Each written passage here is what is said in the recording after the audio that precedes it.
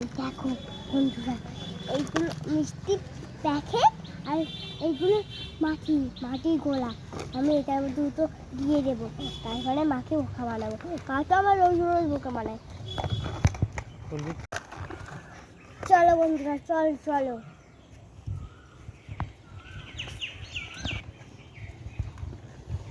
বাবা, কেন সোনাই, কি হলো? তোমার জন্য মিষ্টি এনেছি। আমার জন্য মিষ্টি এনেছিস? এসো নাই, শোন শোন শোন, এই তুই আমাকে মিষ্টির প্যাকেটটা দিয়ে চলে গেলি কেন?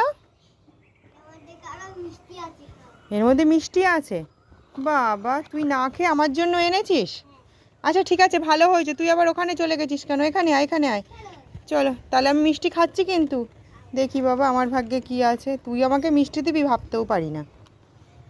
এ মা, এইগুলো কি রে? এইগুলো তো সেই মাটি।